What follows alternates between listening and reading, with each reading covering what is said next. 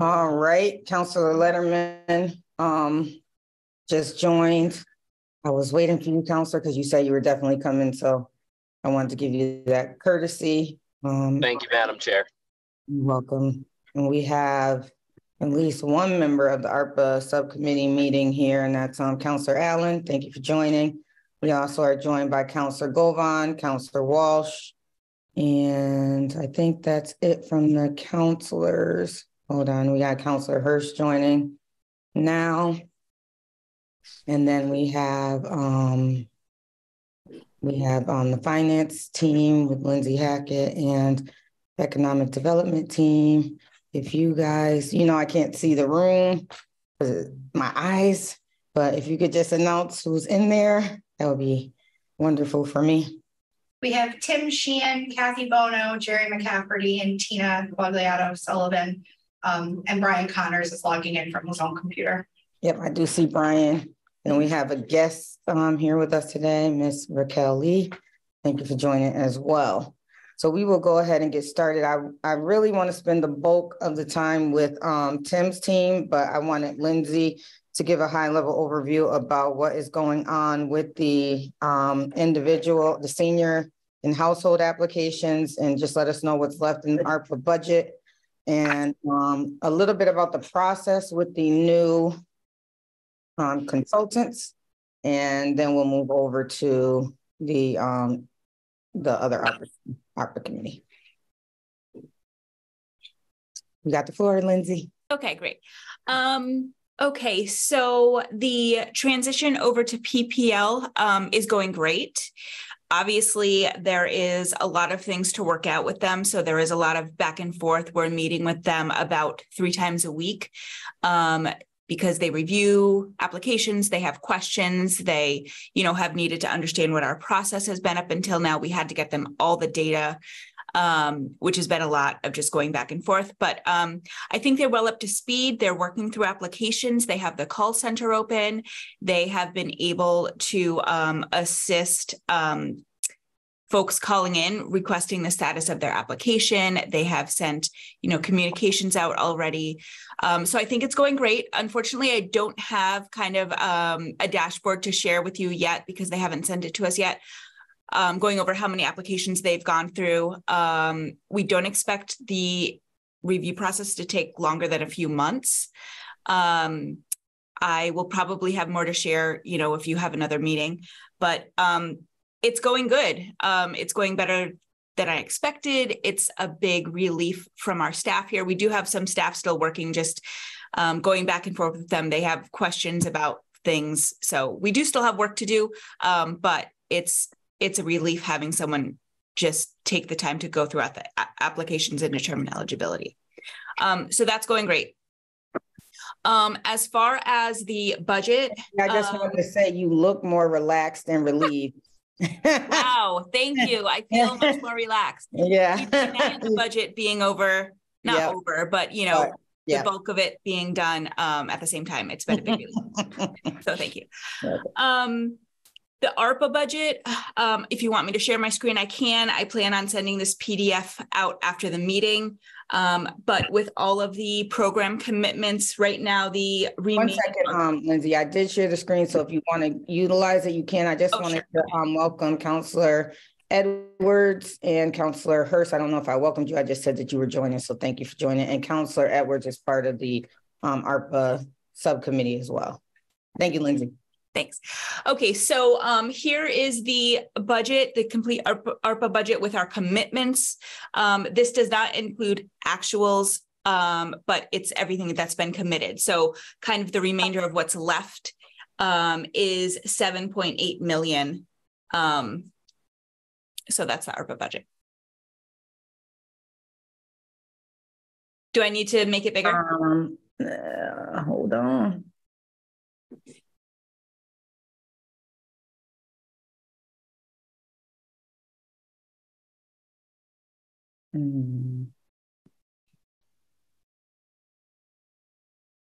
But we don't know what's been expended out of these budgets, like for the households, for the nonprofit, small business.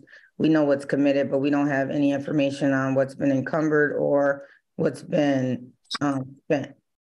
Not here. The household numbers haven't changed since the last time we reported. It's just over $4 million. That has been, is it $4 million?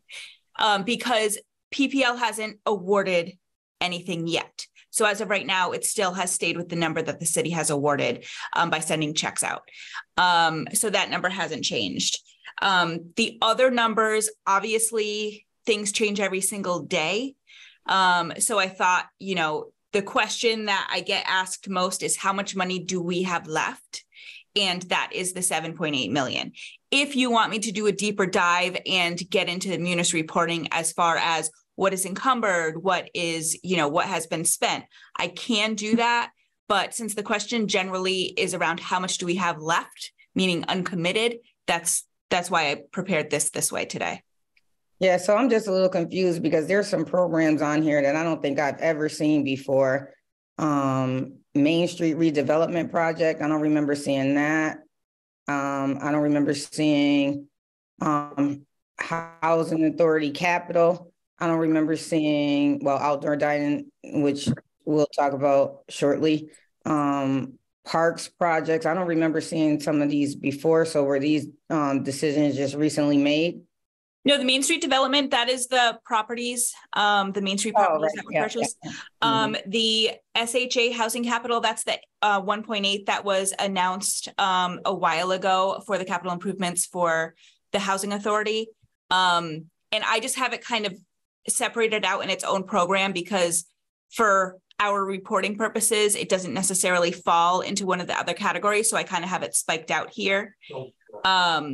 And the parks projects that was announced as well. So that is the park enhancements that Pat Sullivan is going to be doing throughout the city.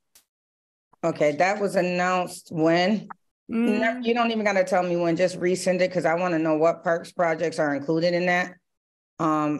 Because one thing that I wanted to highlight is we have been talking for a little while about putting a park at the Samuel Bolden Park, with the understanding that it has to be like someone has to be there monitoring it when there's like events and stuff. But when there are events and stuff there, no one can use the bathroom, can't change, kids can't do anything, have to leave, come back. And that is something that we talked about. So I don't know if that's on a list or if there's a list of parks projects that will fall under this funding.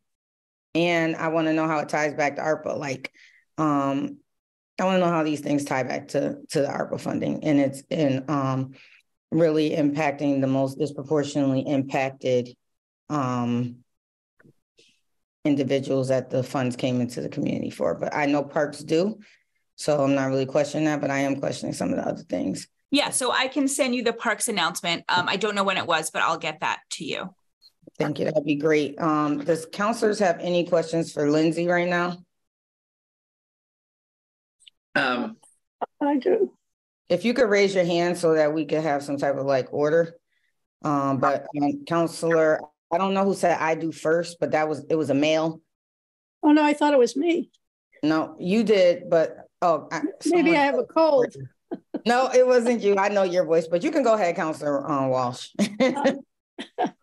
I'm just curious, the remaining ARPA awards, are you obligated to spend it all? Yeah, we have to spend it all. We have to obligate it by a certain date. So anything that we don't have committed to a program by a certain date and then spent, which I think is a year or two later, then we would have to send it back. So committed by 2024, December 2024, and spent by December 2026. That's correct. Okay. And do you know how many projects are in the pipeline? Will it take up all that remaining money? Oh, I am sure we can find reasons to spend it. So I don't know of anything in the pipeline, but yeah, we are committed to making sure we, spend everything that we have available to us. Okay, yeah, and like Councilor Whitfield, I'd certainly like to see the breakdown, more detail on some of these awards. Yeah, I would like to see how we saw it before. It would show what was encumbered, what's missing. Yeah, I can do that. It just takes me a while. And because it wasn't asked for specifically, I didn't include it because it does take a while. It changes day to day. So it will take me a couple days to put that together, but I can work on that for sure.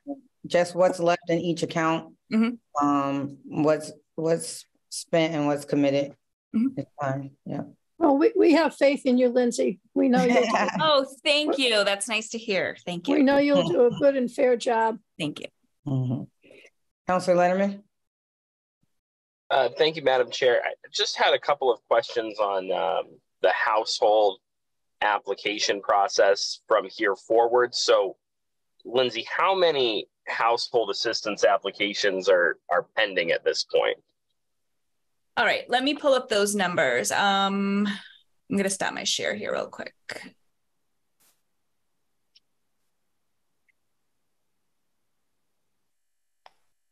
I should be able to pull it up quickly, so just bear with me a second.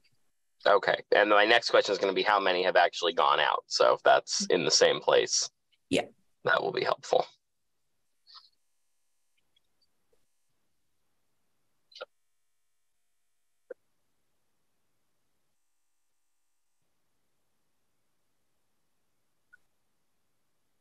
It's not here anymore.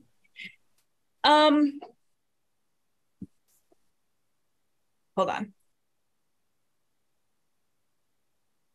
I don't want to say the number that I have in my head because I know it'll be wrong. The file unfortunately got deleted that had the information in it. I would have to do it again. I want to say just over 4,000.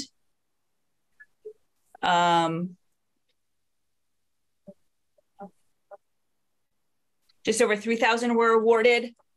The number hasn't changed since once we've reported on previously, but I just don't. Counselor, I'm sorry, I'm going to have to get you that information. I'm not able to pull it up right now. Okay, but do we know like ballpark how many are pending? I want to say, well, 19,000 have been received and the city's awarded around 3,000. So the remaining 16,000 have to be reviewed by PPL. And what's the timeline now for review and then ultimate dissemination to qualified applicants? The timeline is a few months. We're still working towards finalizing exactly everything because, you know, they want to review the applications and how long it takes them to get through them. So a few months is what the RFP went out requesting and what we're expecting. And so far they have said that they will be able to meet that. So I don't have a detailed timeline any more than that. I think it'll probably take another week or so until we work that out with them, but that's our plan. Is that a few months until everything, like in a few months we will be done, everything that is qualified will be disseminated, or in a few months checks will begin going out? No, I mean done with everything. Okay.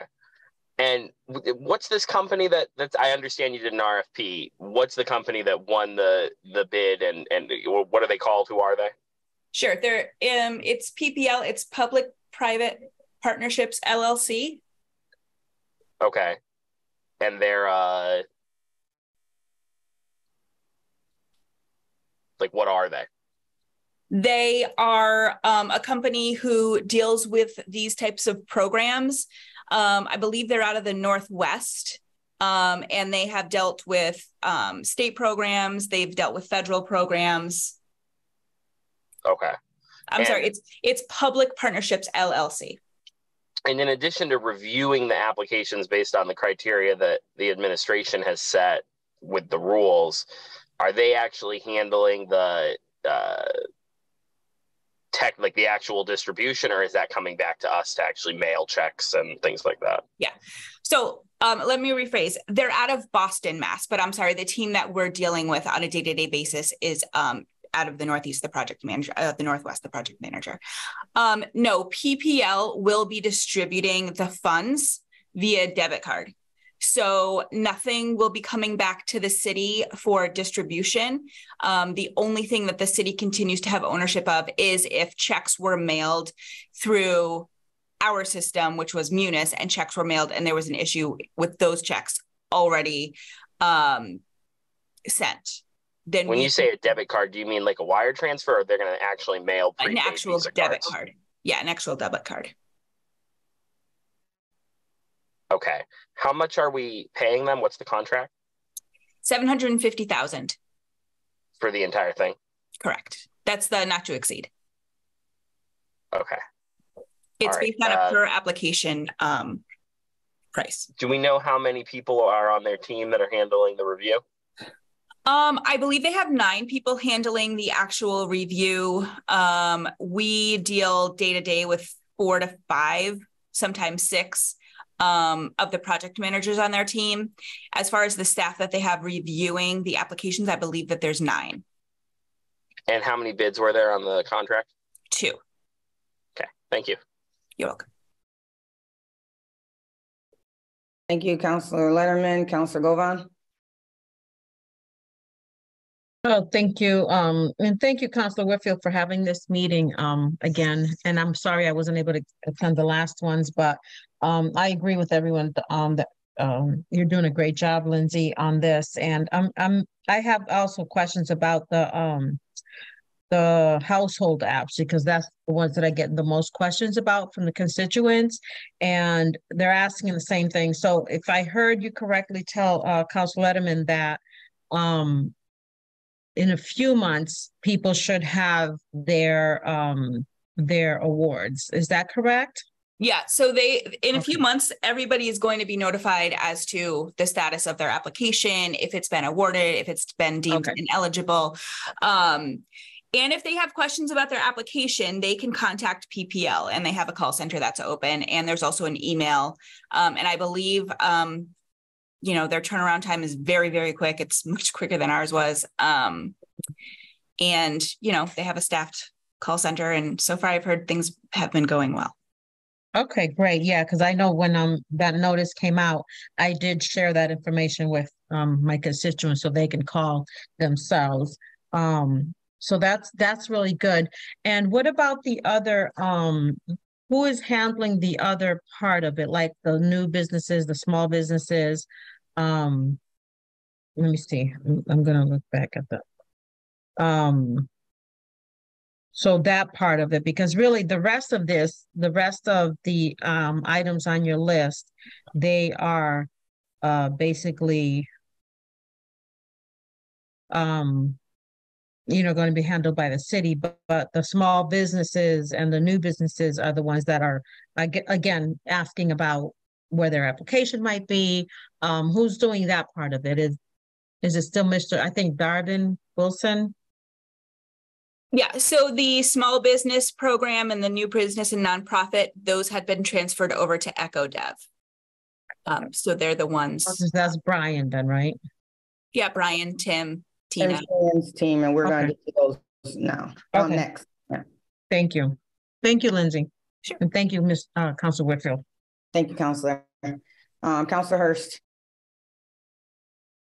Thank you, Madam Chair. Lindsay, just a quick question.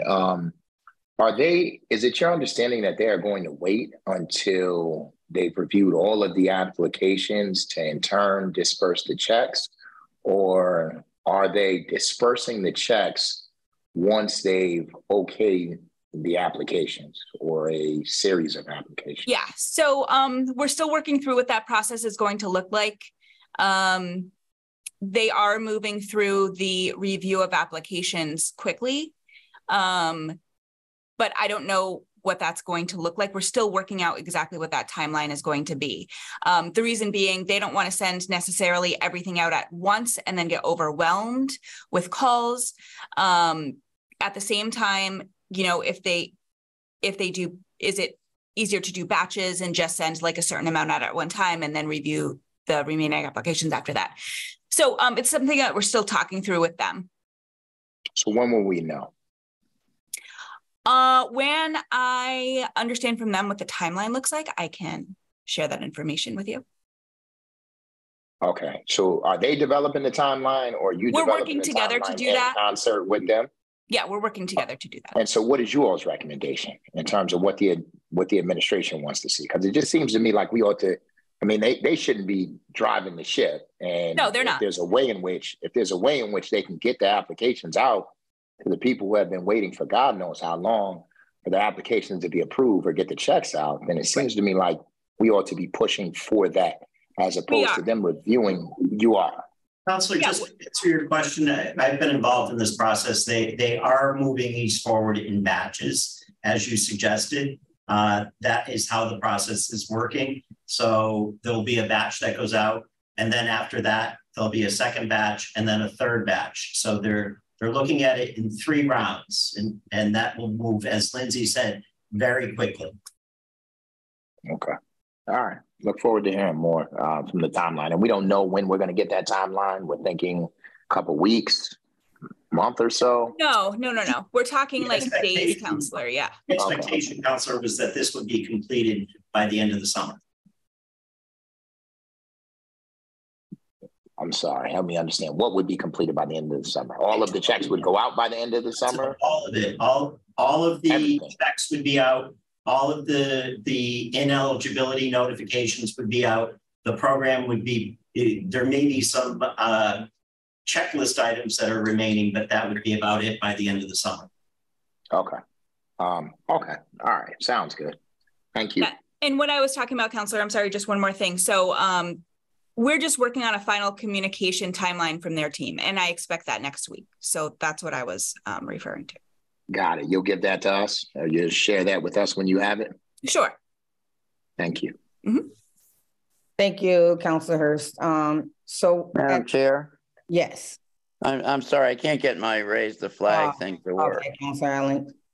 But I do, is this a time that I can speak? Sure. All right. Thank you. So the 7.8 million, does that, like, I know of a couple applications that are in like the nonprofit world, and there's a nonprofit number there. Does that represent what's there right now before any more nonprofits might be approved? That's like as of today kind of thing? No, that's the commitment. That's the program cap as it stands. That's the program cap. So of the program cap, presumably the whole program cap hasn't been used if there's still some applications that haven't been funded. Am I reading that right? So there were 7 points. I can take that, Lindsay. Thank you. Yes, Councilor Allen, that's what Lindsay's reflecting is the allocation to that particular program. And then the funding underneath that program is drawing down that amount. For your specific example, in terms of nonprofit, there is remaining capacity in nonprofit. Okay, great. So there is more money available than what's showing there, because there's still some that's kind of been allocated, if I'm hearing that right. So, and I'm just trying to understand what that number means. So thank you, Tim. I know we've talked about these. Just get to your point as to what the number means. It basically is saying in terms of all of the allocation of funding per category, that's what's remaining beyond what remains in the individual categories. Okay.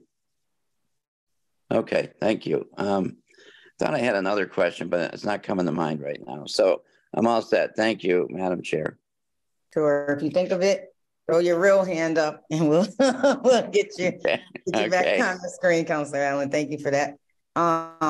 So what I want to do is transition over to the economic development team, but I want to ask some things specifically in a certain order. So I don't want a high level overview of every program and all that. I want to start with some specific programs and then work through some of the questions that I have about those programs. And I'm going to start with the one that I have a question about first, and that's the new business applications, because last time we were in this meeting, it was my understanding that there was going to be the next round of applications that were looked at. And it was also my understanding that all of the small business applications had been reviewed. Is that correct? And what is the updated status on the new business applications? New business applications will be going to the next advisory committee meeting in terms of the recommendations. And can you give me those dates ahead of time so I can try to plan my schedule accordingly? Because getting that information like 2 or 3 days before isn't beneficial to me, nor do I have any input on, I never get sent a few dates ahead of time to ask if they work for me. So I just have to work around you all schedule, which I don't think is fair to me. So if you could send me some dates and times ahead of time, that would be helpful for me to arrange my schedule. You want the specific dates and times rather than me just going out a week. It would be helpful if I have a time frame. Yeah, you had asked previously. Had asked for a week to review the applications. Yes, a week to review the applications is fine, but sometimes when you schedule a meeting, it's not conducive too much. Sure. So even a week before that wouldn't be helpful to me. Okay. So new business applications, how many do we have? In terms of overall applications that were submitted, or what's coming, yes, we think is coming forward? How many we have altogether? Okay, so why don't we just do the overview of new business? Sure. I don't have the name.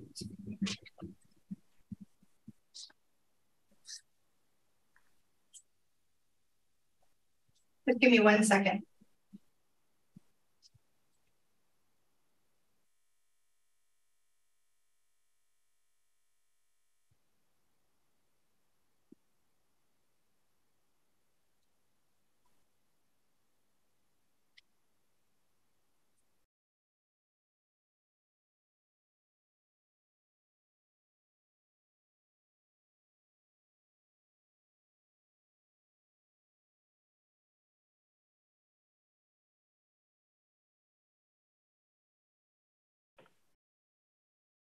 Did I get share screen?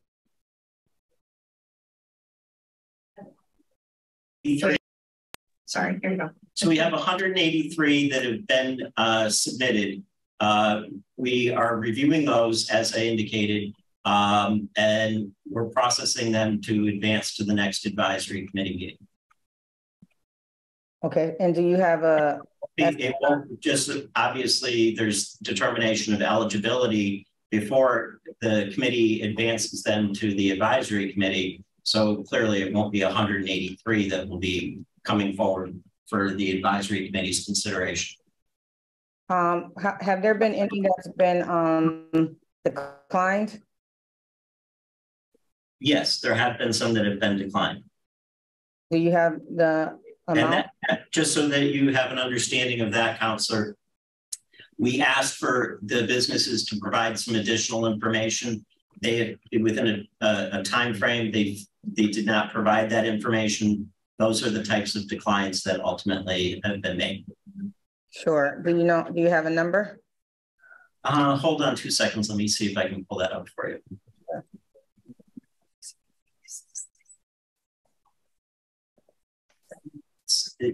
Approximately 70 applications.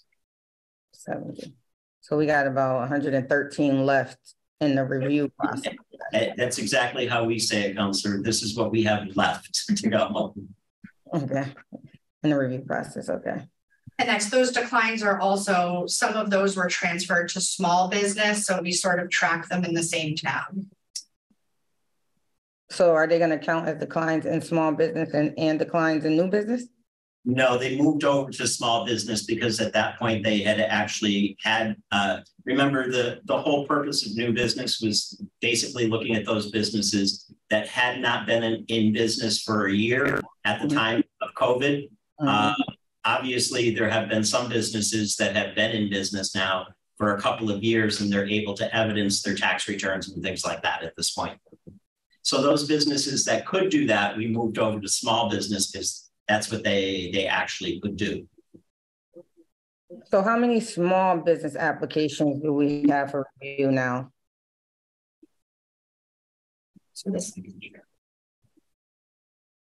Because I remember we were done reviewing small business, but if, yeah, this would be better. Hold on, I'm pulling it up for you right now.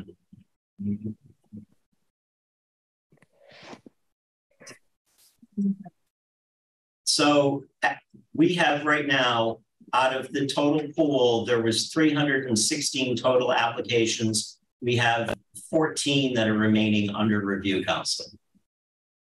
And 11 pending advisory. So those are coming forward soon? Yes. Okay. Those and new business?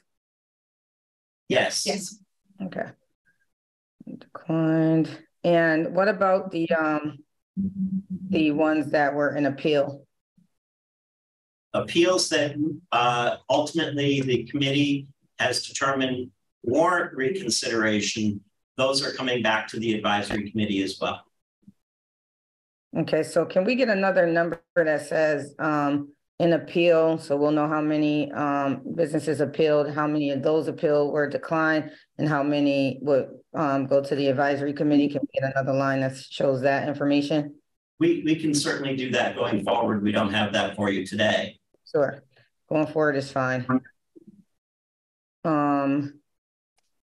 So the next applications that I want to go over is the outdoor dining, but before that, I want to see if counselors have any questions on the small business, questions or comments on the small business, new business applications. And do you still have that demographic charts for the small businesses? So for small business program, this is what we're looking at. 80% have gone to minority or women-owned businesses, and 20% have not. That's based on the dollars, not the award numbers. So 114 minority-owned business. And I want to just be very clear what minority means. It includes women and every other disadvantaged group. So it's not, you know, I want to make that clear. But it doesn't, what this number does not include are businesses within the qualified census tracts. Qualified census tract. And then we asked for another chart that broke down the location of the businesses that were awarded. I don't know that we have it by location. This is the other demographic breakdown that you had asked for, which was all the businesses, not just small business program, but the businesses across all the programs. And so that's broken down here. The neighborhoods are on this larger chart by awardee, so you can see them on the right-hand column. See here. Yeah, I think we did ask for that because there was a chart that showed a lot of the applications for awardees were in the metro or in the metro area. Yeah. Counselor, I think what you're asking for is the map that PVPC actually created that was tracking the ARPA awards. Oh, maybe. Did that get completed? Pretty much, yeah. We can put that out. I believe it's on their website. We haven't linked it to our website yet. I was just checking on a couple of last details, and then we have to do just another data update because the data itself hasn't been updated since they rolled out the draft. But I mean, I would imagine that shouldn't take them more than 30 days. Okay. Thank you. I just want to get to the counselor's questions. Counselor Govan. I don't know which order. That's the one I see first, Counselor Letterman. So forgive me if you were before her. Here we go. Sorry, I couldn't find my mute. Thank you for that report. If you could go back to the amounts and the number of businesses that have been awarded, where is that? You just had it up a little while ago. For small business? Yeah. Sure. All right. No, where's the other one that said the amount of the minority businesses, for lack of a better word, and the non-minority businesses for the small business program? Yeah. There it is. Yes, thank you. So first, I guess I had a question with the businesses the new businesses that were declined. You said there were 70 of them, and some of those were put into the small business. So now are they being considered for small businesses, or they're just declined in small businesses? Oh, yeah, no, they're considered for small business. Okay, good. And then Just to clarify that, Councilor, so in reviewing their application, there was a determination made that they were no longer a small business. They are a new business. They were a small business. Okay. So they moved to the small business category, and the review that we did relative to the new business was applicable to putting them into the small business category. All right. So, but they're still being considered because they were declined because I guess they didn't turn in the paperwork on time or for whatever other reason. So some of those No, I believe that we basically contacted those that were moving from new business to small business, and there was not a formal decline of their application. The formal decline is for folks that just never responded to our request for more information. Okay. So I'm a little bit confused, I guess, because I know when you said 70 were declined or because maybe they didn't respond or whatever. And then of those 70, you said some of them were put into small businesses. Is that right or no? Yes. Oh, yes. But, okay. I mean, we can pull the number for you, Counselor, as to what that universe that moved to small business from new business actually was. It was not that big pool. Okay, and then I'm not clear on, so the ones that were moved to small business, those are still being considered? Yes. Yes. Yep. Okay. Okay, thank you. Thank you. All right, so if you could go to the other screen where you had the number of minority businesses that were allotted and the amounts. This is just for the small business program, right? This is just for the small business. Yes, that's right. So so I know it says that 80% of the award was awarded to small businesses and only 20% to white businesses because that's non-minority owned. And then women, of course, is not included in that.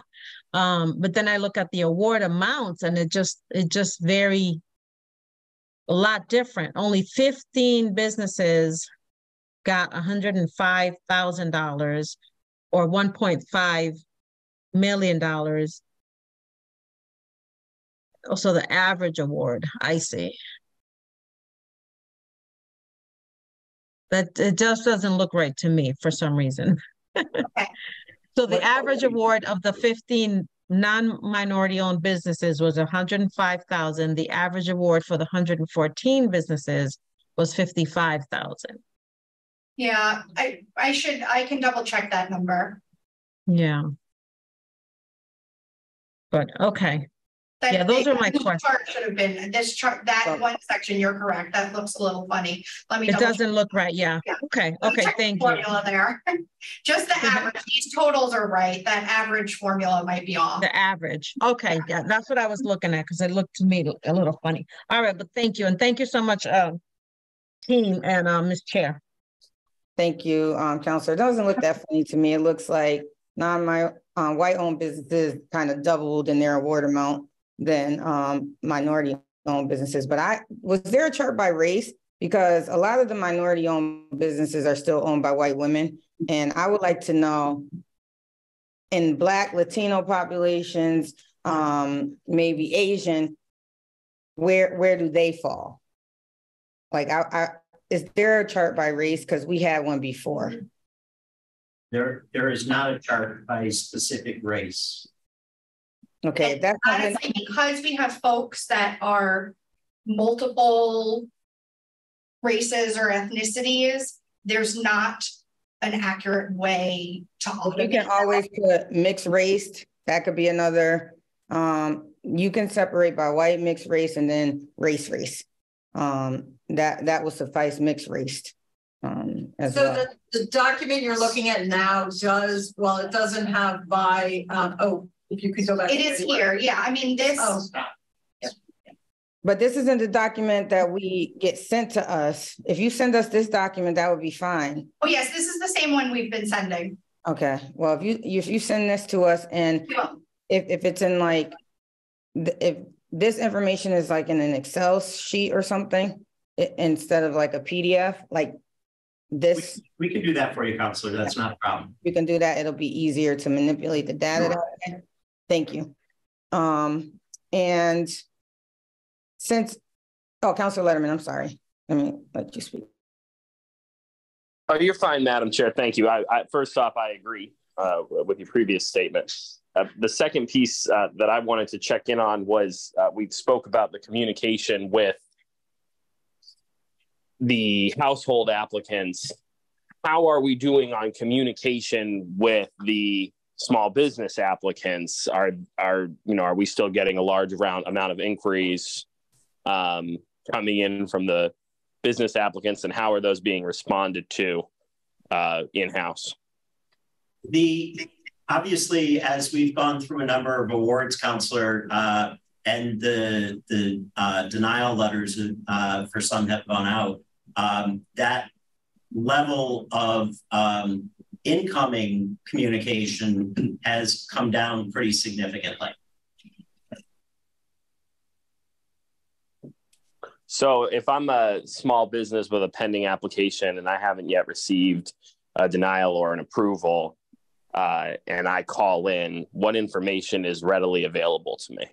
Well, as we indicated, in terms of small business, there's only 14 applications that are still under review. Oh, I must have misheard your number earlier. Okay. Out of the pool of 300 and something. So after this next round, you'll just be done with small business awards? Most likely, yeah. Well, no, we're pretty close to being prepared to advance to the advisory committee a whole package that these 14 that are remaining are not yet on. So they would go to the next round, the next advisory committee meeting. Okay, no, I understand what you're saying. And then relative to denials, how many denials have been issued? 162 roughly. Less than that. Some are transferred. Yeah. And that again is, well, they were transferred out of small business to some to new business and some to nonprofit. Some to nonprofit. That again, there were issues in terms of the business actually classifying themselves, Counselor. So in that 162 number, and we can pull this out for you, how many were transferred to another program. Some new businesses applied as small business. They obviously weren't established small businesses. And then there were some nonprofits that applied as small businesses, and they clearly were not small businesses. They were 501c3s. Okay, so how many nonprofit applications are pending? Okay. Counselor, we'll get to that in 1 second. I just want to finish small business before we do nonprofit. Oh, sorry, I didn't realize. I thought we had looped them all together, Madam Chair. No problem. No. All right, the only other question I had, Madam Chair, was I'd like to see a list, and I know we've asked for this previously. I'd like to see a list of the denied applications, and I also would like to, I think we should all have access to take a look at them. So I think that's something that you will likely cover, but I would like to see a list of the denials from the department ASAP. Yeah, that was going to be my next point. If we could get a list of the denial on the spreadsheet that you're going to send at the top, that looks like an Excel spreadsheet, not in anything like this, because this information is great, but I've always say we need the data behind the details so we could, do our own due diligence. I do see your hand, Councilor Walsh. But before you speak, I just have a couple of things I wanted to say. Okay. I was just looking for a list. Okay. Oh, you're looking for a list too? Okay. And so hopefully we can get that list as well. And then I just have a couple of concerns that I've been getting from the community about the disbursement of the small business applicants funding. So I don't understand why some get a whole lump sum, some is broken in half. I've been getting complaints about applications being lost. I've been getting complaints about having to resend information that's already been sent multiple times. This has been happening even before your department took it over, Tim. I've always gotten that complaint about documents getting lost, resending documentation. half of the award going out, and then you have to send a list of what you spent it on before you can get the other half. And this is happening with those awardees that got like maybe the smaller amounts of awards. So I don't understand that process. And so if you guys can explain that a little bit.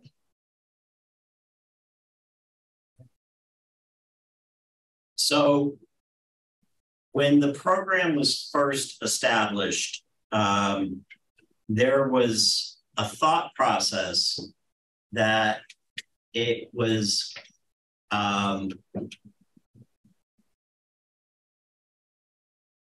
that 50% of the award should be advanced directly to the applicant. I don't know where that came from, Counselor. I don't know what the basis of that determination was.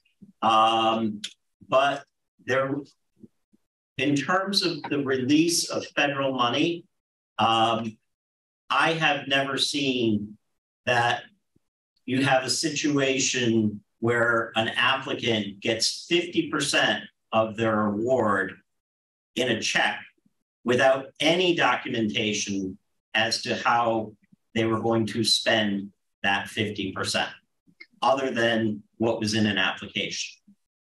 Right.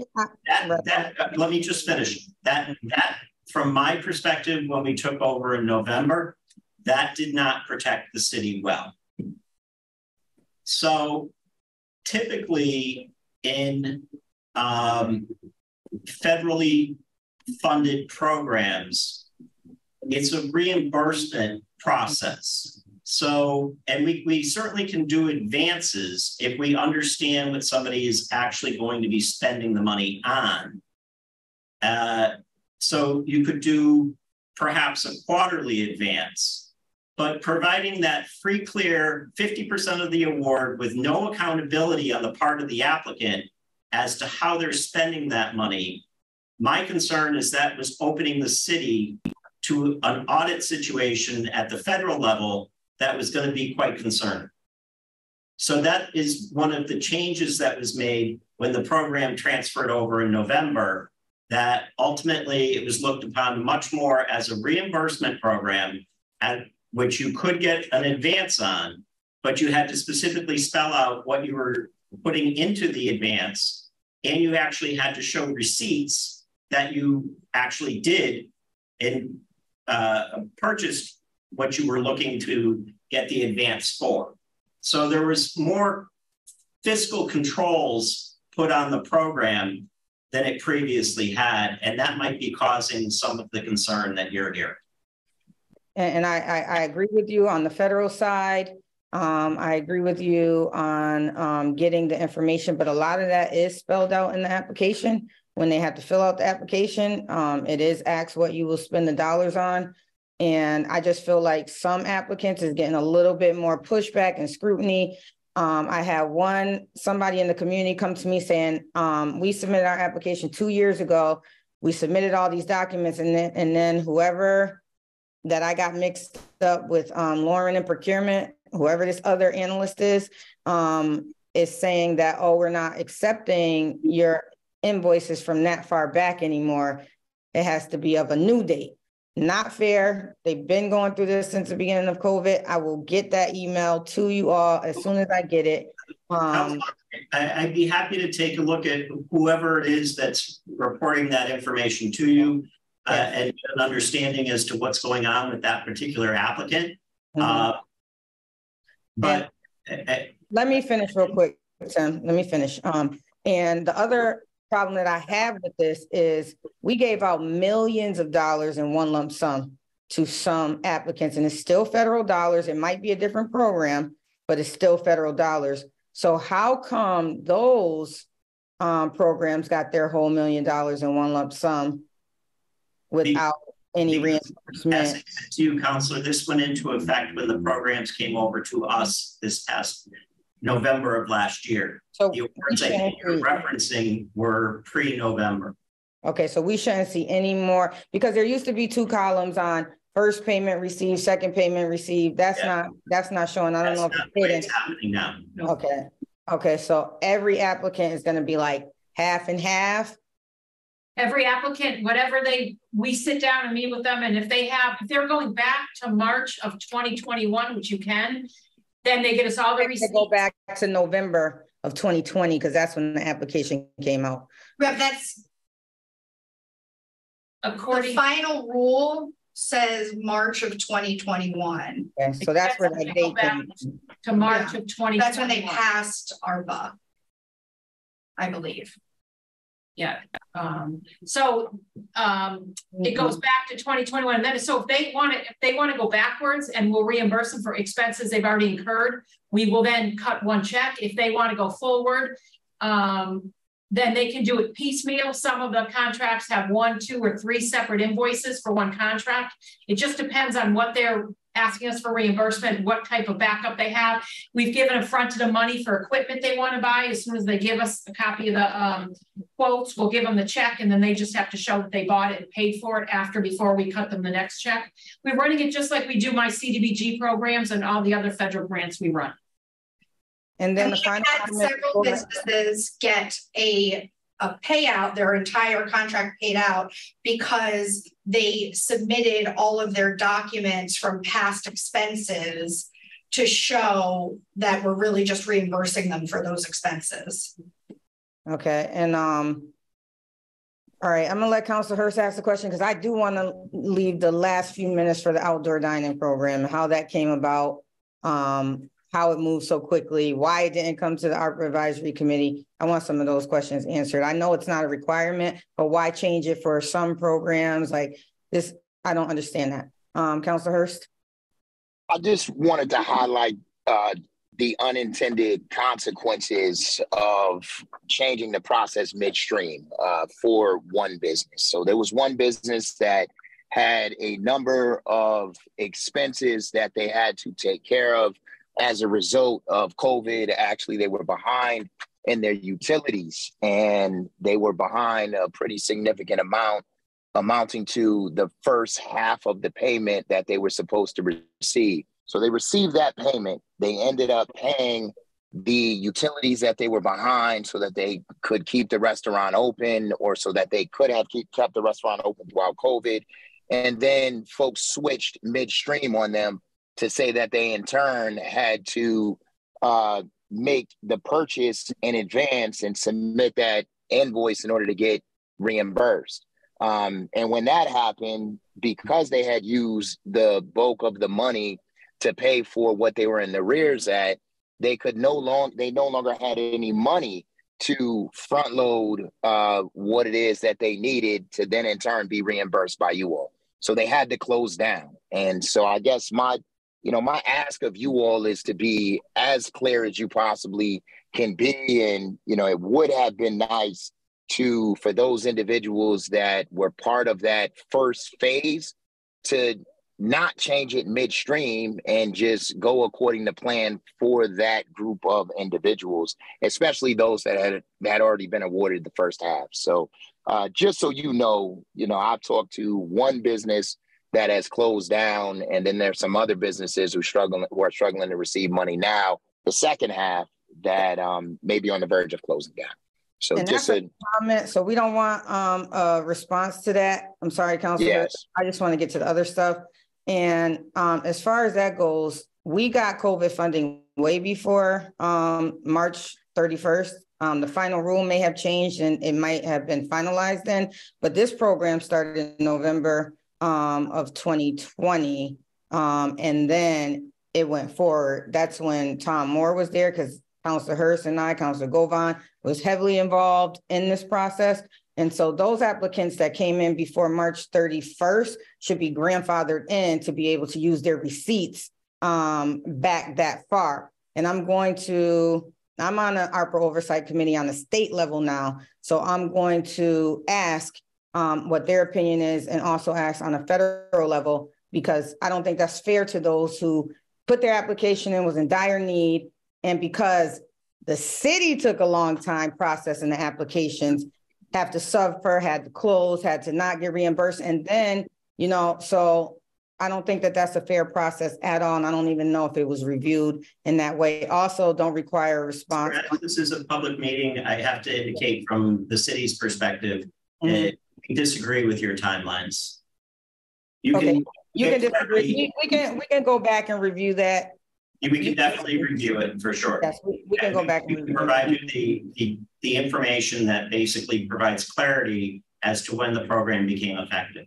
Sure, you can do all that, and thank you. But let's go to outdoor dining. How did that come about?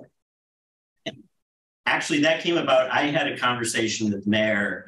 Quite frankly, I think you folks on the council, having reviewed the pilot for outdoor dining and then looked at the issue relative to making outdoor dining permanent, I think that there's a shared interest in expanding outdoor dining throughout the city. The question I think that you're looking at is, how does it relate back to COVID? It's a mitigation issue for public health relative to outdoor dining, in so much as one good thing that came from COVID was people's embracement of outdoor dining and wanting to be outdoors as opposed to in a more confined setting inside a restaurant. That clearly has expanded throughout the city. And we thought that I actually thought that it was a program that merited consideration, brought it to the mayor. The mayor agreed. And ultimately, I think one of your other questions, Councillor, is why did it not go through the ARPA advisory committee? The mayor has the ability to provide grant funding specifically to a department to carry out a specific grant program. This allocation went to OPED specifically. OPED went through a process and ultimately made recommendations back for funding consideration.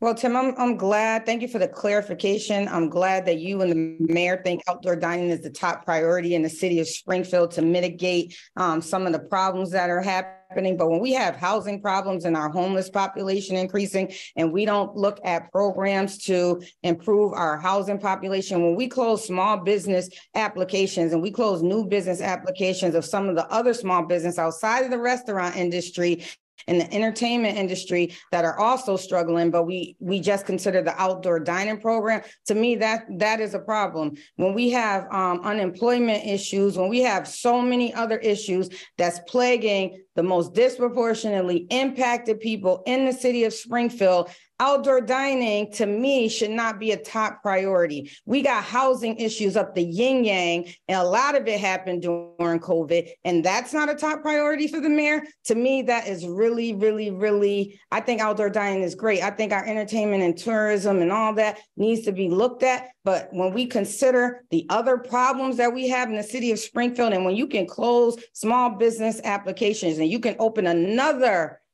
small, not even small, outdoor dining went to some of the large businesses in the city of Springfield that's been awarded over and over again with ARPA funding. I don't think that that was the right decision or a fair process. That's my opinion, and I'm saying it here. And I'm sorry that you and the mayor thought outdoor dining was more of a priority than our homelessness population or our housing problems or other problems that we face in the city of Springfield. I just don't agree with how that whole process came about. You close one small business application and open another business application. That's not a fair process. And then you're awarding $2 million to folks that's just coming in the last 30 to 45 days when you had applications in for over 2 years that needed to be reviewed and looked at. You took the time from your staff and your administration and overlooked all of the individuals that already submitted applications to look at applications for those who have gotten large sums of money from ARPA, don't live in the city of Springfield. While they service some of the individuals in the city of Springfield, they don't live here. So whatever they make in profit, they bring back to their communities. And you open up a whole new application process for this group of people is not the right thing to do, in my opinion. In my opinion. And if I was the mayor, that would not have been the priority, but I'm not. And so I guess that's what Mayor Sarno's priorities are.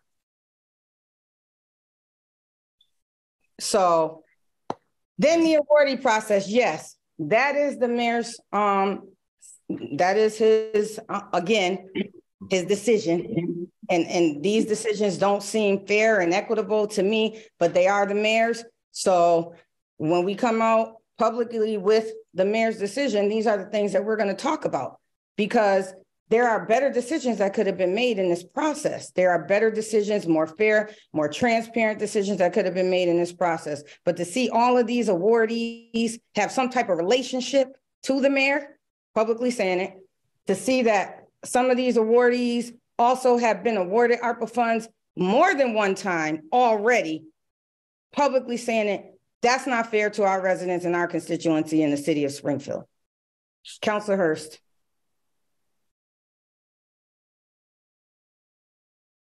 I'm sorry, Councilor Whitfield, can you hear me? Yes, can hear you.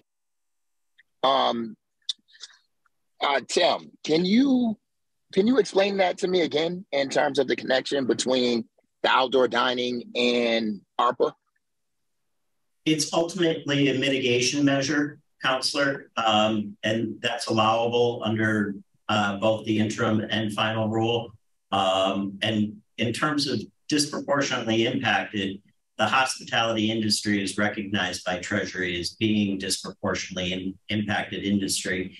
And just to come back on the issue of it being the sole priority, I think if you go back to the budget that Lindsay presented and you look at the number, the allocation of funding to outdoor dining, it certainly doesn't represent that it was a major priority of the program. And then what were the requirements? What did they have to, what was it? Was it to get them started with outdoor dining? Was it to expand outdoor dining? Because I'm looking at some of the places that I'm looking at, which is why I asked you for the information. I don't see how they can do outdoor dining. Like it just doesn't add up to me. And so I guess I'd love to see the applications in terms of what it is that they were requesting that they are going to do with the money. And so if you could get that to me, I know you had mentioned that you would be able to get me sort of their line item budget as to what they were going to use the money for. I'd like to see it, because I look at when I look at the Ford, I'm like, I don't know how much more they're going to do. And when we were on a meeting yesterday, they were saying they weren't going to, they were going to replace tables and chairs, and, they got $189,000. I mean, everything that I saw about their facility was already done. I mean, it looked immaculate. When I went there a couple of days after you had awarded the money for a press conference. So I guess I want to make sure that, everybody's holding these restaurants accountable for doing what it is that they said they were going to do. Similarly, I went to two guys, and I don't know what they're going to do for outdoor dining. They got 2 picnic tables and they got $75,000. So I'd be curious to see what they're going to do. John Boyle O'Reilly, same thing. Their tent was already up. So what are they asking for the money for is what I want to know. And then I just want to make sure that they're actually going to use it for that. So are we awarding that money in a lump sum? Are they just getting the money, or do they have to show you some invoices? Is it for things that they've already done or things that they're going to do? And I know I asked a series of questions. If you can answer any one of those, and then I know it's a little late, so I'll turn it over back to Councilor Whitfield after that. I'm happy to address, I think, most of the questions that you asked. So first of all, they will be subject to the same process in terms of drawing on their award. They will have to provide us the documentation. And ultimately, when that comes through, we could do, as I indicated, that we try to work with folks if they need an advance to provide a limited advance. Once we get the invoices back in on that limited advance, we can move forward in funding their requests going forward. In response to the question, and I appreciate your request for some of the additional information, we are pulling that together for you, Counselor. I expect to have that, today's Wednesday, I hope to have it to you by tomorrow or Friday at the latest. So we are moving that forward. I'm trying to remember what other question you had woven in there, Counselor, if you can help me. Yeah, that's fine. I'll allow someone else to speak, and I'll circle back with you on any other questions that I have. As long as you give me that information, it'd be greatly appreciated. And I just want to clarify, thank you, Councilor Hirsch. I mean, this late in the game with the limited amount of resources that we have left in ARPA, outdoor dining, the restaurant industry has got a lot of money, a lot of ARPA funds, a lot of other funds since COVID, a lot. We have not focused on any other industry like we have focused on the restaurant industry. We haven't. We did some in the neighborhoods. I want to have another meeting in the next week or two so we can go over some of the nonprofit, the neighborhoods, and the other funding that we didn't have the opportunity to discuss today.